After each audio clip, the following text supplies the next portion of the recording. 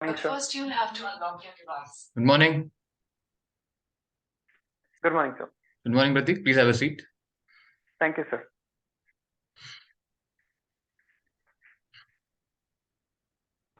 Pratik, can you please introduce yourself and tell us about your place, where you're from, and what have you done till now? Yes, sir. So my name is Pratik Korde. I was born, brought up, and had my earlier schooling from Bishnur, which is a village situated in Nagpur district. Later, I did my graduation in BSc Physics from University of Pune and pursued Masters of Arts in English Literature from University of Pune. Along with it, sir, I have done NCC, where I have done 2 national camps, and I was also the best cadet of Maharashtra. And sir, I have played water polo during my college time. Currently, my hobbies include playing badminton, playing online chess, cooking, and swimming. So this is basic about me, sir. And since 2019, I have been preparing for UPSC Civil Services. Okay. So, have you opted for any job or any career opportunity? Sir, as I was dedicating my full-time preparation towards the UPSC as well as CTS examination, but sir, in 2021, I have taken a formal training with respect to the skills in sales department. And where was that? So it was an education technology company. Okay. Which company, if you would like to tell us about that? So it was Byju's. Okay, Byju's. Byju's is known to be a unicorn, right? Do you know what is the meaning of a unicorn? Yes, sir. In order to become unicorn, there are two criteria. First is that the company should be below age 10 years, and the second is that it should have a worth of rupees 8,000 crore rightly, or 1 billion US dollar. So that is what we call unicorn, sir. So, what are your views regarding the edtech sector? Do you feel it's a bubble, or it is providing us with a lot of opportunities for the young kids and alternatives to the mainstream education system? Right. So, how would you assess the edtech sector, like players like Baiju? Right. Yes, sir. Sir, I would assess education technology sector to be a step into a direction of providing inclusive and holistic education. Uh, so, due to quality issues, we have seen that the education. Yeah. Can I? Yeah. So, Pratik, please tell your views about the edtech sector. Whether you think it's a bubble, because there are a lot of news about the edtech sector, about its viability, about its quality issue. But at the same time, during the pandemic, they have also played some crucial role. So, how do you see both the sides of the coin, and which side do you weigh more? Yes, sir. Uh, Sir, as I have taken formal training into this field, I have realized that education technology sector is bringing a revolutionary change in terms of its accessibility, in terms of the quality education, in terms of its reach towards the people, and it has democratized the quality education for everyone. So in that way, it is great. But sir, there are various allegations regarding the unethical practices which are being undertaken in order to promote the education, or in order to grab people for it. And also there is issue with respect to loaning of the money also. So that is something which is yet to have been realized. So in my opinion, this is a great steps towards promoting holistic education. But there are a lot of areas. For example, children are getting addicted towards device. The increasing screen time is also having issue on their eyes. Secondly, with respect to the infrastructure, and it is at least not quite affordable to everyone into if we go to the village also. So this is something that my take is on that. And sir, about it being a bubble, I would say that it is currently into its expansionist position. Uh, so during the COVID and the desperate need of the sector to grow, and everyone wanted quality education. So, sir, there I have seen that there was a rise in demand, which is now saturating. Okay. Uh, so tell me something about your place, Nagpur, right? It's renowned for many things. So what are the primary things which you can tell about your city, right? Which are famous. Yes, sir. So Nagpur, firstly, is famous for its orange, and it is also called as Orange City. Secondly, it Mhm. is one of the top 10 fastest growing city in the world. Third, it houses various cultural events such as Kundhar, Marvat, Kalidas festivals, etc. Uh, Apart from that, Nagpur is also famous for its nature-based tourism, as it is also called as Tiger Capital of India. Uh, and sir, this is the basic thing that I can share. So, since you come from Maharashtra, and there is always this issue or an ironical aspect which we see in Maharashtra, that is, one side is developed, the other side is reeling under some kind of the crisis, right? So, I hope you can understand which areas I am pointing to. So, can you tell me the reasons for this dichotomy in Maharashtra with regards to development? That the west side seems to be developed, whereas the central and the eastern side relatively less developed. What are the reasons for the same? Yes. So Vidarbha, Marathwada, Nandurbar regions are relatively less developed with it comes to uh, with the western region. So the primary reasons for that is lack of connectivity. That is one reason because of the poor integration with the rest of the state. That is second reason. Uh, Thirdly is that, sir, uh, so these are the two reasons primarily for its backwardness. But Okay. sir, I can cite there are various other provisions which have not yet been implemented, or at least the implementation on the ground is poor. So these are some things that I can cite right now. Okay. Now, can you tell me something about your NCC days? What have you learned from the same? Yes, sir. So during my NCC days, uh, during the two national camps I did, there were various adventurous activities that we learned. For example, rifle drill, firing, camping, etc. But apart from that, sir, it gave me exposure to be camp senior. So crowd management, administration, uh, commander of being mess commander, PT commander, or training commander. So that also gave me various exposure. Uh, During NCC, there's various events like sports, tug of war, volleyball matches. So that also increased our acceptability, my acceptability. So in a way, sir, I learned a lot about life during NCC. So, how can you use those qualities which you have learned during NCC in civil services? Yes, sir. Uh, so about management and administration that I learned can be replicated on the ground. Secondly, my acceptability through sports and other activities uh, will make me more desirable candidate and also increase my acceptability. Also, sir, my leadership and empathy when we did blood donation camp. So that is something which is essential for a public servant, and so these are things that I can use in administration. Okay.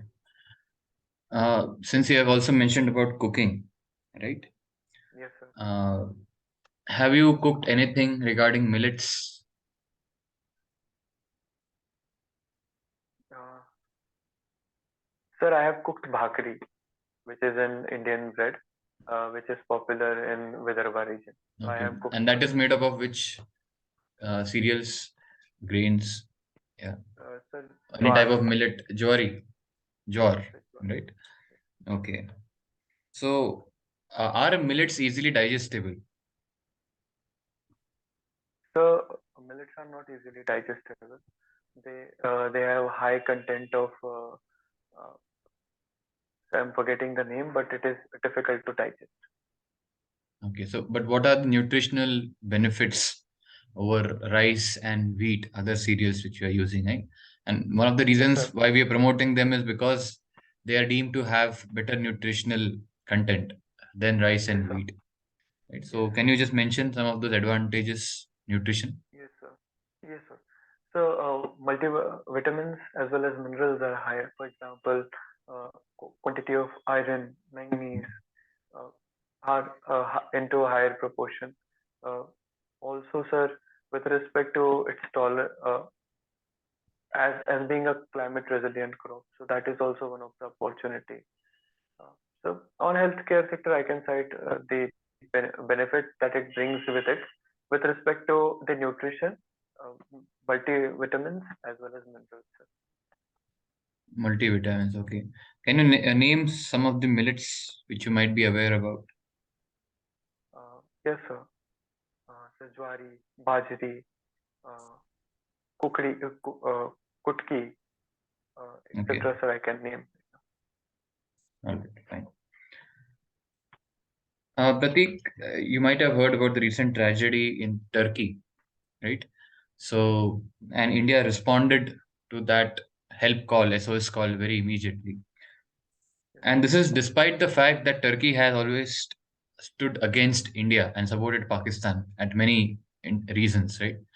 How do you see this development of unconditional support by provided by India, right? Because Turkey would still support Pakistan, anyways, even after a few years, right? Do you think India should provide such unconditional support to countries which are not supporting India on any reason whatsoever?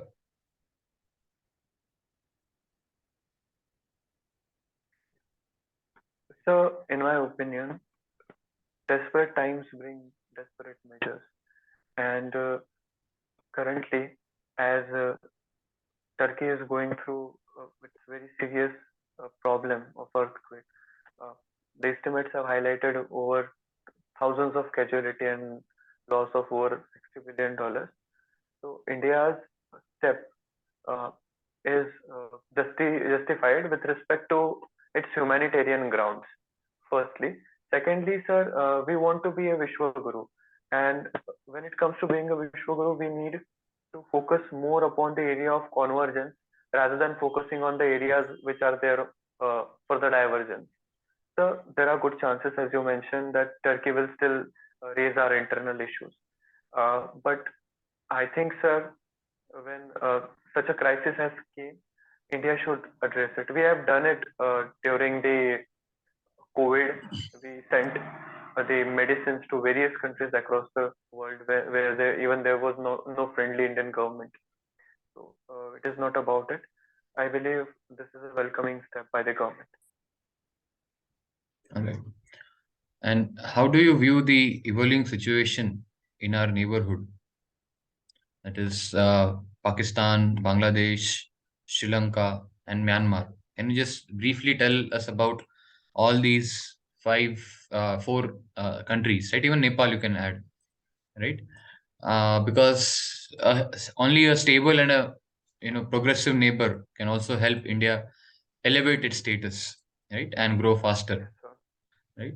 So, what, in your opinion, can India do for helping our neighbors, right?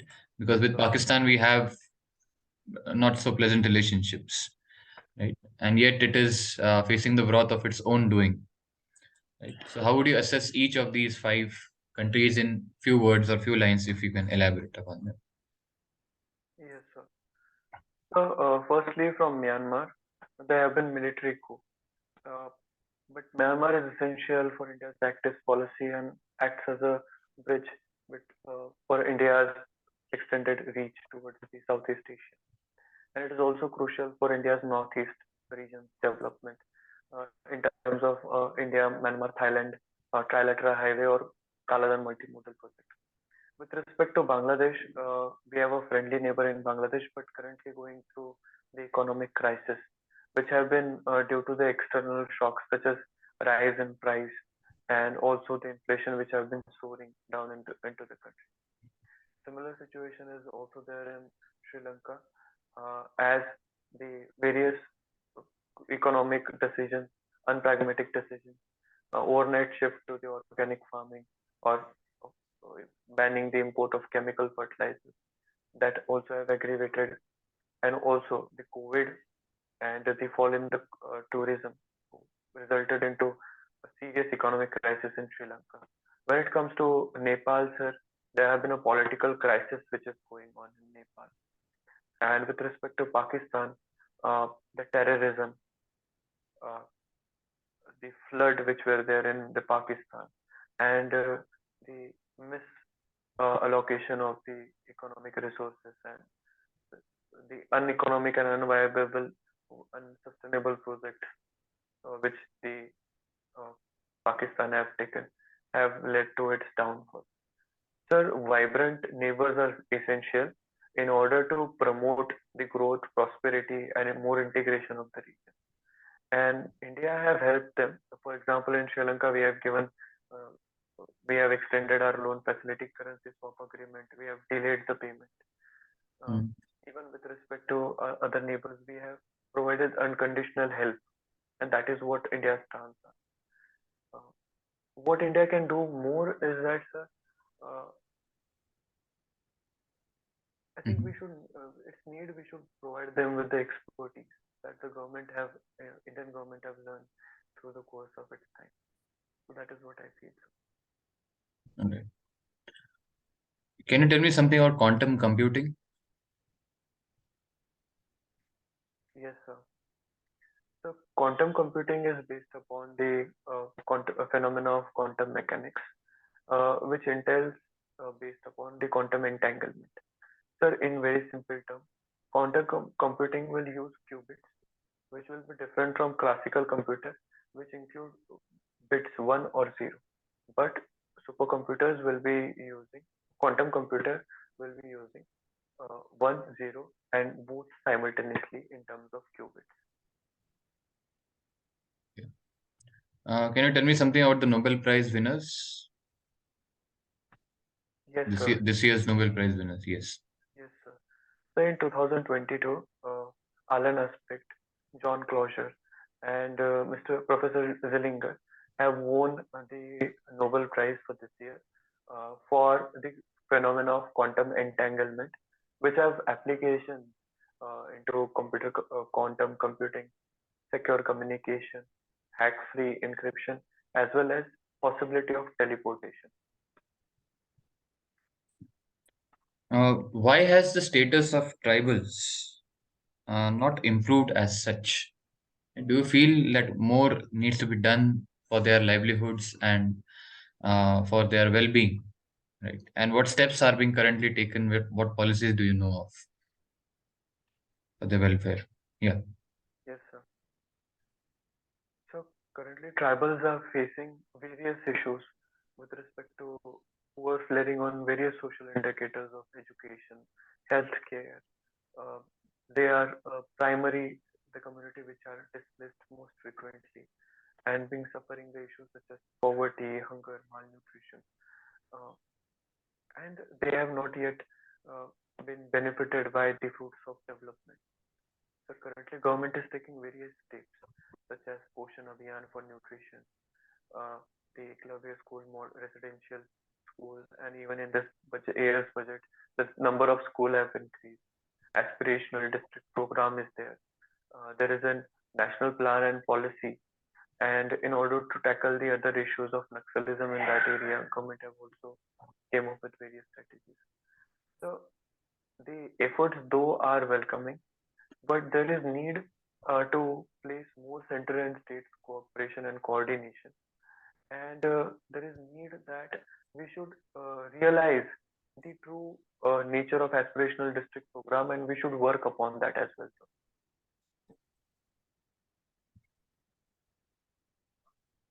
Since you also have your interests in swimming, right? Yes, sir. What kind of swimming are you into? Freestyle or any specific events you have taken part in? Yes, sir. During my college time, when I used to play water polo, I also used to participate in freestyle swimming as well as breaststroke. Okay. So, why is water polo not that popular in India, right? And what can be done so that we can make it a popular event and win medals in Olympics? Yes. Uh, so in India, primarily only few sports are popular. But when it comes to water polo and its precise reasons, so the infrastructure in terms of the swimming pool are not available. Secondly, we do not have professionals, we do not have players for that matter, or coaches, professional coaches also. We are in huge scarcity. Uh, Sir, even there is no requisite marketing which have been associated with it, and these are this reasons of this reason in totality combines to be a reason why India is not faring so well on water polo, sir. Okay. What can be done to promote the sports culture and ecosystem in India? So, in my opinion, first, sports should be integral part of the school and college curriculum. This is first that what I feel, sir. Uh, Secondly, sir, there is need to promote scholarships into the section so people are more aware, and there is need to create sports career opportunity into sports. And currently, the government is taking on various schemes such as Khelo India scheme, which is there currently, the top scheme, which is for the targeting Olympics podium scheme. And government is also investing more into the infrastructure and are watching for 2036 Olympics to be held in India is one of the steps which shows that India will be focusing more with respect to addressing the issue of the poor infrastructure. So that is what my take is on this, sir. Okay. Since you mentioned about some qualities which you have, right? Let's say if some of the officers working with you lack some of the qualities like empathy, right, or compassion, right? And what can be done with such officers who are lacking such compassion and empathy? How would you deal with them if you are their team leader or you're their colleague into administration, government administration? So there should be tours which are important, which needs to be taken so that those people can be made more sensitized with respect to the problems that are being faced by the society. For example, if you frequent visit to old age houses or towards hospitals or rural areas can be undertaken so that uh, this issue of what you mentioned about not having the qualities can be inculcated. But sir, in my opinion, I feel that these are certain set of skills which qualities skills that a person gets uh, throughout his lifetime, and we can definitely take the measures in order to have better uh, outlook towards it. But still, I believe these are something which needs to be genuinely inculcated. What do you mean by ethical relativism? Can you cite some examples?